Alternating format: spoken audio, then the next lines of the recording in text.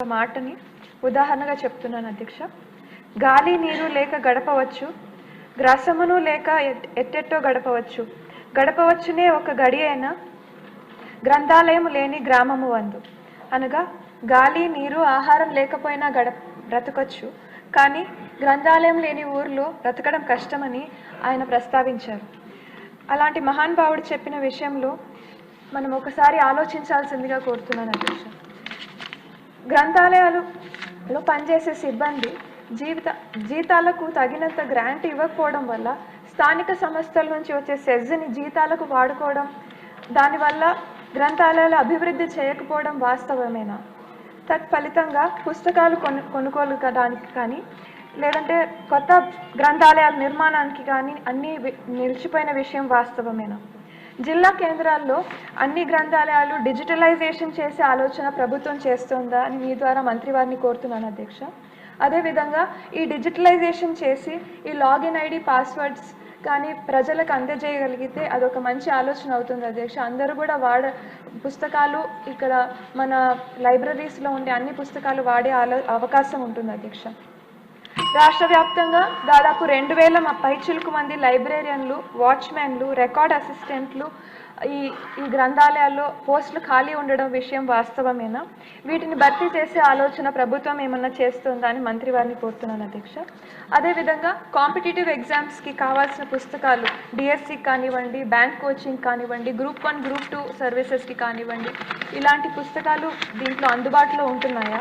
అదేవిధంగా నైతిక విలువలు పెంచే రామాయణం కానీ, భాగవతం కానీ, పెద్దవాళ్ళ శిక్షలు కానీ, సుమతి శతకం కానీ ఇలాంటి పుస్తకాలు అవైలబుల్ ఉంటున్నాయా అని ఒక ప్రశ్న అధ్యక్ష.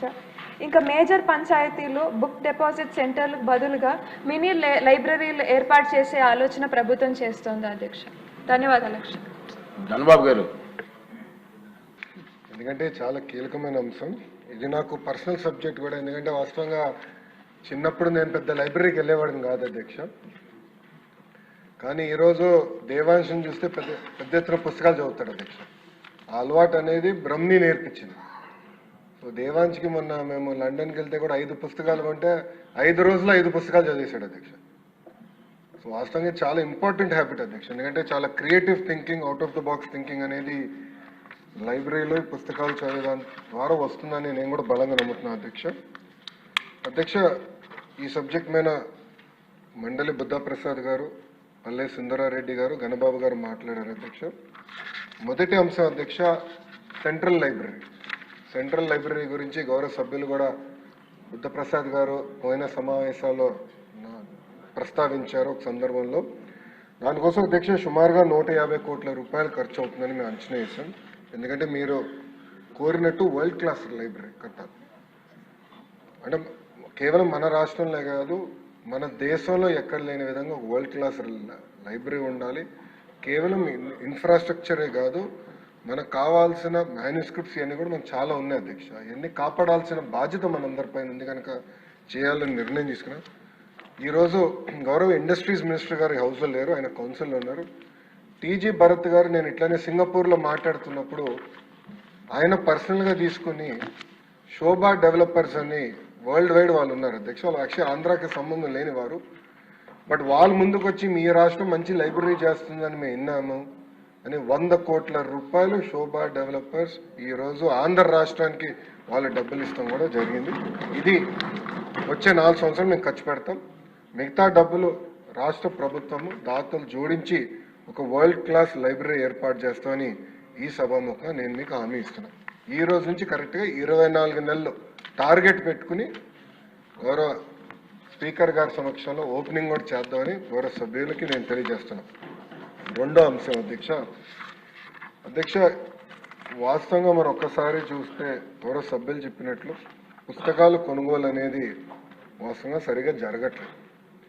నేను డిపార్ట్మెంట్కి ఏం చెప్పానంటే అనేక గ్రేడ్ లైబ్రరీస్ ఉన్నాయి. అంటే గ్రేడ్ 1, గ్రేడ్ 2, గ్రేడ్ 3 లైబ్రరీలు ఉన్నాయి, జిల్లా గ్రంథాలయాలు ఉన్నాయి, రీజనల్ లైబ్రరీస్ కూడా ఉన్నాయి.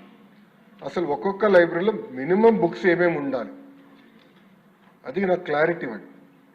సో వాళ్ళు మొన్న కొత్త లీడర్షిప్ ఎంచుకున్నాం.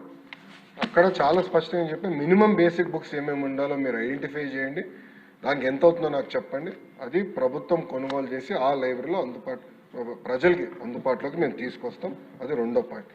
కానీ అది టెక్నాలజీతో కూడా జోడిస్తాం అధ్యక్ష. ఈ 100 రోజుల్లో ఆల్రెడీ యాప్ మేము డెవలప్ చేసాం, 100 రోజులు లాంచ్ చేస్తాం. అన్ని లైబ్రరీస్ టెక్నాలజీతో ఇంటిగ్రేట్ చేసి ఎక్కడ ఏ పుస్తకాలు ఇంట్లో కూర్చొని నాకు ఈ పుస్తకం కావాలి, లైబ్రరీలో ఉందా లేదా, స్టాక్లో ఉందా లేదా, వేరే ఎవరైనా తీసుకున్నారా లేదా, అది ట్రాన్స్పరెంట్ మెకానిజం టెక్నాలజీతో జోడించి యాప్ ద్వారా అందజేయాలనేది ప్రభుత్వం నిర్ణయం తీసుకుందని గౌరవ సభ్యులు కూడా నేను తెలియజేస్తున్నా అధ్యక్ష. అంతేకాకుండా అధ్యక్ష, గౌరవ ముఖ్యమంత్రి గారు మన జరిగిన కలెక్టర్ కాన్ఫరెన్స్లో పెద్ద ఎత్తున డిజిటల్ లైబ్రరీస్ కూడా ఏర్పాటు చేస్తే బాగుంటుందని సూచించారు అధ్యక్ష. కేంద్ర ప్రభుత్వం అంటే గౌరవ ప్రధానమంత్రి గారి నాయకత్వంలో 1 నేషన్ 1 సబ్స్క్రిప్షన్ అనేది తీసుకొచ్చారు అధ్యక్ష. ఇది ప్రధానంగా యూనివర్సిటీస్కే పెట్టారు.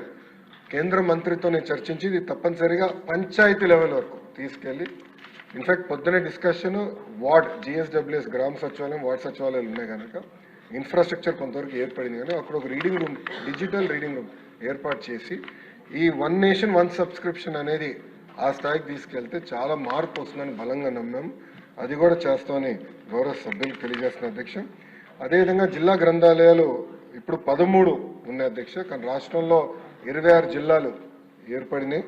అది ఫైనాన్స్లోనే త్వరితగతిగా క్లియరెన్స్ తీసుకుని ఆ 26 జిల్లా గ్రంథాలయాలు కూడా బైఫర్కేషన్ ద్వారా ఏర్పాటు చేస్తామని గౌరవ సభ్యులకి తెలియజేస్తున్న అధ్యక్ష. ఇది దీంతో పాటు సెస్ గురించి గౌరవ సభ్యులు కూడా అడిగారు అధ్యక్ష. ఒకసారి కానీ సెస్ చూస్తే 22-23లో సుమారుగా 40% వచ్చింది, 23-24లో ఒక 45% వచ్చింది అధ్యక్ష. ఇప్పుడు ఒక 52% వరకు రెమిటెన్సెస్ జరిగినాయి అధ్యక్ష. వాస్తవంగా పెద్దలందరూ చెప్పినట్లు సెస్ మాకు రావట్లేదు. గౌరవ ఉప ముఖ్యమంత్రి గారు కౌన్సిల్లో ఉన్నారు, MUD మినిస్టర్ గారు కూడా కౌన్సిల్లో ఉన్నారు అధ్యక్ష. నేను వాళ్ళిద్దరితో మాట్లాడతాను చేసుకుని తప్పనిసరిగా సెస్ అనేది డైరెక్ట్గా గ్రంథాలయాల అకౌంట్లో వేయాలనేది ఆల్రెడీ లెటర్స్ రాసిన పర్సనల్గా ఫాలోఅప్ చేసి చేస్తాం అధ్యక్ష. అంతేకాకుండా అధ్యక్ష, ఇతర సభ్యులు అడిగారు పోస్ట్ గురించి, సుందరారెడ్డి గారు అడిగారు అధ్యక్ష. దాని వివరాలు నా దగ్గర రెడీగా లేవు, అది గౌరవ సభ్యురాలకి నేను సెపరేట్గా పంపిస్తానని తెలియజేస్తున్నాను అధ్యక్ష. కాంపిటేటివ్ ఎగ్జామ్స్కి కావాల్సిన పుస్తకాలు మన ప్రభుత్వం ఏర్పడిన అంటే ప్రజాప్రభుత్వం ఏర్పడిన వెంటనే అది ఏర్పాటు చేసాం, ఆల్రెడీ అందుబాటులోకి వచ్చినాయని గౌరవ సభ్యులు తెలియజేస్తున్నాను అధ్యక్ష. గణబాబు గారి సూచన మేరకు తప్పనిసరిగా లైబ్రరీలు అన్నిటికీ స్టార్ రేటింగ్ ఏర్పాటు చేస్తాం. అద్భుతమైన సూచన మీరు ఇచ్చారు, తప్పనిసరిగా చేస్తాం. విశాఖపట్నం లైబ్రరీకి వచ్చేగల 20 కోట్ల రూపాయల బడ్జెట్తో ఒక మోడల్ లైబ్రరీ ఏర్పాటు చేద్దామని, దానికి ఏంటంటే కొన్ని సెపరేట్గా మీరు అన్నట్టు చిల్డ్రన్ కార్నర్ ఒకటి, యంగ్స్టర్స్కి ఒకటి, ఏజ్డ్ రీడర్స్ ఒకటి, టెక్నాలజీ కావాల్సిన డిజిటల్ యాక్సెస్ ఏర్పాటు చేసేదానికి, కేవలం పుస్తకాలతో పాటు అదొక ప్లేస్ ఆఫ్ కాంగ్రిగేషన్, కమ్యూనిటీ కలిసి అందరూ కులం మతం ప్రాంతం అతీతంగా అందరూ వచ్చి కూర్చుని ఒక యాక్టివిటీ కూడా చేసుకునేటట్టు మేము ఆ సెంటర్ని రూపొందిస్తామని గౌరవ సభ్యులకి నేను తెలియజేస్తున్నాను అధ్యక్ష. ఇది కూడా ఒక స్కెడ్యూల్ ప్రకారం చేస్తాం. ఆ ప్లాన్స్ అని సంబంధించిన ఎమ్మెల్యేలకి, ఎంపీలు కూడా మేము షేర్ చేస్తాం. మీరు మీ సూచనలు కూడా ఇవ్వాలని గౌరవ సభ్యులందరూ కూడా నేను తెలియజేస్తున్నాను అధ్యక్ష. మండలి బుద్ధప్రసాద్ గారు చెప్పినట్లు ఇది చాలా కీలకమైన అంశం, మేము చాలా సీరియస్గా తీసుకుంటాం. ఇది తీసుకుని మేము డెలివర్ చేస్తాం. మీరు అన్నట్టు పిల్లల్లో ఈ పుస్తకాలు చదవాలనే అలవాటు రావాలి. చిన్న వయసులోనే అలవాటు అవుతే ఈ ఫోన్లకి అన్నిటికీ కొంతవరకు దూరంగా ఉంటారు. ఆపేస్తారని నన్ను కొంతవరకైనా దూరంగా ఉంటారని బలంగా నమ్ముతున్నాను. అది మా ఇంట్లోనే మేము పాటిస్తున్నాం. దానివల్ల ఎంత మార్పు వచ్చిందో దేవాంశం నేనే చూశాను స్వయంగా. ఇది ఒక ప్యాషన్ సబ్జెక్ట్ నాకు, తప్పనిసరిగా మేము సీరియస్గా తీసుకుంటాం. రాబోయే 6 నెలల్లో ఈ లైబ్రరీస్లో మార్పు అనేది మీరు చూస్తారు.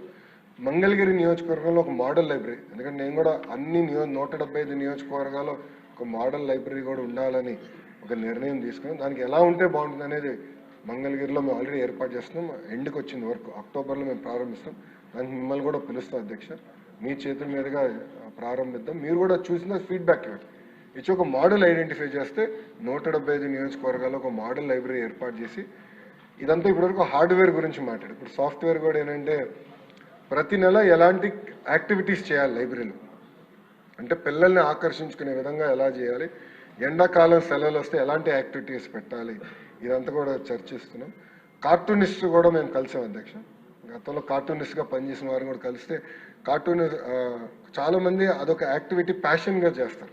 అంటే కార్టూన్స్ గీస్తాం, మనం అదేవిధంగా కామిక్ బుక్ స్ట్రిప్స్ తయారు చేస్తాం అనేది ఒక ప్యాషన్గా చేస్తారు అధ్యక్ష. సో ఎండాకాలం సెలవులప్పుడు ఆ యాక్టివిటీ కూడా లైబ్రరీస్లో ఏర్పాటు చేద్దాం. అంటే టెక్నాలజీ నుంచి దూరంగా తీసుకొచ్చి పిల్లల్ని టైం టు టైం ఇలా ఇన్నోవేటివ్ మెకానిజమ్స్ ద్వారా లైబ్రరీలో యాక్టివేట్ చేయాలి, వాళ్ళ క్రియేటివ్ థాట్ ప్రాసెస్ యాక్టివేట్ చేయాలని ఒక లక్ష్యంగా పెట్టుకున్న అధ్యక్ష. ఇది కూడా ఒక షెడ్యూల్ ఆల్రెడీ వేసాం. ఆ షెడ్యూల్ కూడా గౌరవ సభ్యులు ముగ్గురికి మేము పంపిస్తాం. దానిపైన మీరు మీ ఫీడ్బ్యాక్లు ఇవ్వండి, టైం టు టైం సూచనలు ఇవ్వండి. కానీ మీరు అన్నట్టు ఒక మాట చెప్పాలంటే మనం పట్టించుకోలేదు గతంలో లైబ్రరీస్ గురించి. ఇది సీరియస్గా తీసుకోవాల్సిన అవసరం ప్రభుత్వాలపైన ఉంది, ప్రభుత్వం పైన ఉంది.